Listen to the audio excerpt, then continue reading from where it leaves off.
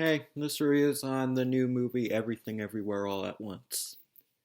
So the plot of this movie is this lady named Evelyn Wang, played by Michelle Yeoh, is this laundromat who's been having trouble paying her taxes, and one day during a meet she comes across an alternate version of her husband who's saying that she's the only one who could save the multiverse, which is a whole bunch of different universes collided as one big one. So throughout the movie, she goes through a bunch of different weird universes, like one where she's a chef, one where people have hot dogs for fingers, and like a whole bunch of crazy dimensions. And she has to balance her life between trying to pay her taxes and also trying to save the world. And she also has to stop a powerful being and unite all humanity and unite the world. I had a lot of fun with this movie. I really enjoyed this one. I've seen this movie advertised a lot. Well, not on TV or anything, but like in the movie theater, I've seen the trailer quite a few times. And the movie, it's a lot of fun. I guess nowadays this is kind of, we're now in an age where movies are about multiverses. Like we had Spider-Man No Way Home, and we have Doctor Strange now, which I haven't seen yet, but please don't spoil it because I'm actually quite looking forward to it.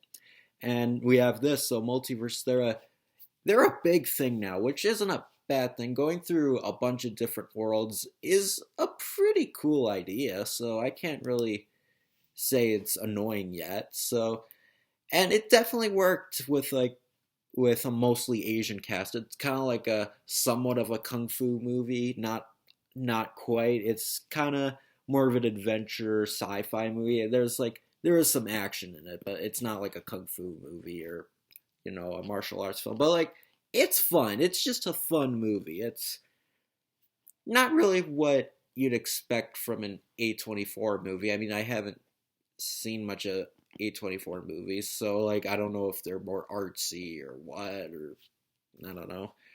I don't know if they can do blockbusters or something, because this kind of feels more like a big budget blockbuster, and it's a lot of fun. I had a lot of fun with it.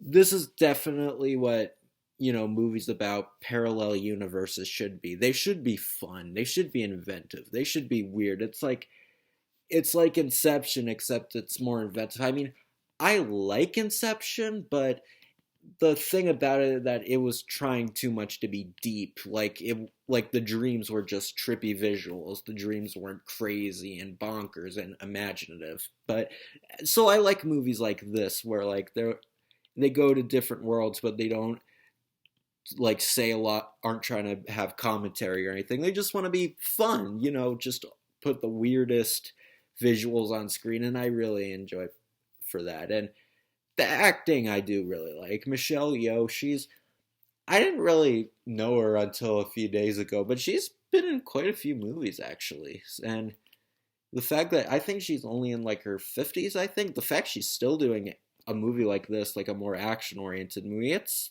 pretty impressive, I must say.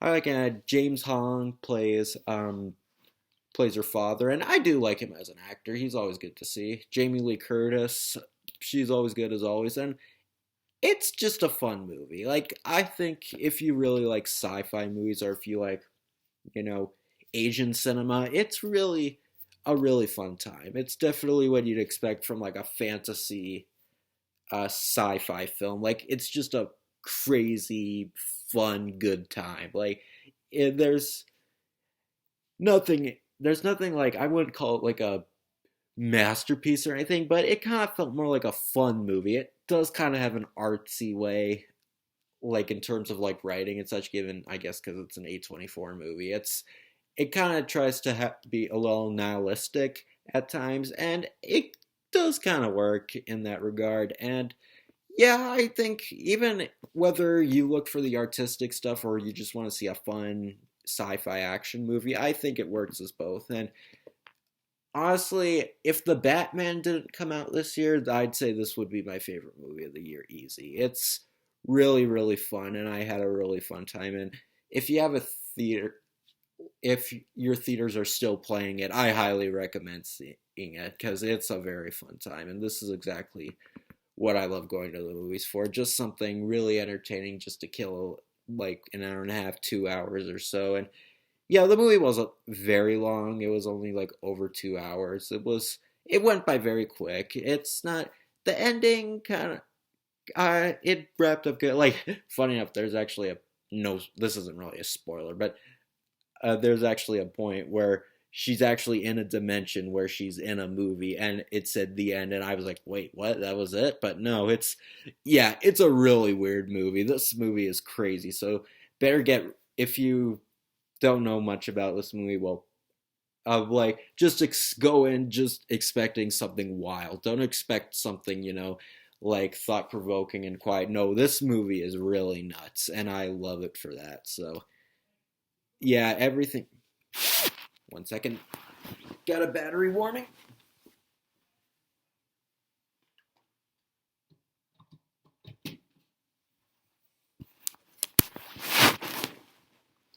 Yeah, like I said, it's just a fun movie, and it's kind of a comedy. Like I had a few chuckles here and there. It's definitely a movie that works both ways. It's both entertaining and it's just a good concept for a movie. And I thought it was a very fun time, and I highly recommend seeing it. All right, so the trailers I got The Unbearable Weight of Massive Talent. Funny enough, this movie's already out. Strange they didn't update that, but yeah, I haven't seen this one yet, but I really want to. It looks so funny. A movie about Nicolas Cage seems like the only actor who would be in a movie about himself. It looks great. I really hope I get to see this pretty soon. So yeah, that movie looks amazing. Really hope I get to see it. I got Nope again. Yeah, I'm still excited for this movie. It looks really really good. I'm hoping it's pretty good. So yeah, Nope. I'm quite excited for it, even though I haven't seen Get Out or Us. But I do want to see those eventually. And Jordan Peele, I like that. He started as a comedian, and he's a funny comedian. But like the fact that he can do horror movies and seems to be successful at it, that's pretty impressive. He's a talented guy. So Nope, I'm really looking forward to. I got Marcel the Shell with No Shoes On. This I actually did see the new Fantastic Beasts a few days ago, and if you're wondering, yeah, I actually enjoyed it. I think I'm the only person who actually enjoyed that movie, and I might review it soon, but I haven't had the time because YouTube's not my job. But yeah, I think this Marcel the Shell movie, it looks pretty cute. It's I don't know if this is meant to be a kids movie. It looks really cutesy, but I don't know. I'm kind of interested in it. A little shell, and he's making like a documentary about himself, and I don't know. I kind of want to see this one. It looks kind of good. And I got Men, which is another A24 movie, and I've heard of the title, but I never knew anything about this movie. But it actually looks pretty good. I think it's a horror movie. It looked kind of like a horror movie, and I quite interested in it. So I'll have to add this to my watch list. It looks quite good. So yeah, I totally recommend Everything Everywhere All at Once. If your theaters are playing it, which I'm sure they are, because this movie didn't come out that long ago, only a little over a month. But if you have it playing near you, then I'd highly suggest go watch it. It's a very entertaining time. So that's my review of Everything Everywhere All at Once. So see you later.